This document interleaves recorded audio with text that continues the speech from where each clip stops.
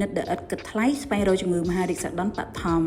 ឥឡូវហ្នឹងខ្ញុំមកដល់ទីតាំងហើយគឺនៅសួនវត្តបទុមវតីគេធ្វើឡើងនៅថ្ងៃទី17 18 19ខែតុលាចាប់ពីម៉ោង8ព្រឹករហូតដល់ម៉ោង8ល្ងាចបងប្អូនកុំបារម្ភរឿងចាំយូរដោយសារអីមានរហូតដល់7បន្ទប់សម្រាប់ពិនិត្យបើសិនជាករណីរកឃើញដុំអីចម្លែកគឺគេមានម៉ាស៊ីនអេកូសាសនៅនឹងស្រាប់ហ្មងពិនិត្យដែលឥតគិតថ្លៃហ្នឹងគឺមានការចូលរួមពីមន្ទីរពេទ្យធំៗចំនួន4ដូចជា Royal ភ្នំពេញ Intercare Raffles Medical ជាមួយនឹង Orenda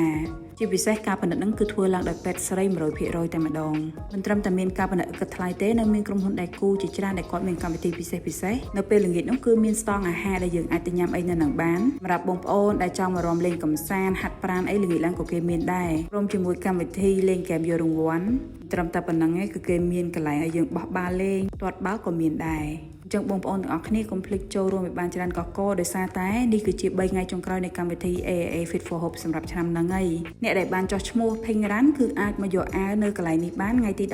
18កុំភ្លេចមកចូលរួមរត់ប្រណាំង Pink Run ជាមួយខ្ញុំទាំងអស់គ្នានៅថ្ងៃទី19ពេលព្រឹកហើយម្យ៉ាងទៀតក៏មានស្តង់ AAA ដែរបើសិនជាយើងចង់សួរប្រឹក្សាព័ត៌មានទាក់ទងជាមួយធានារ៉ាប់រងណាអរគុណ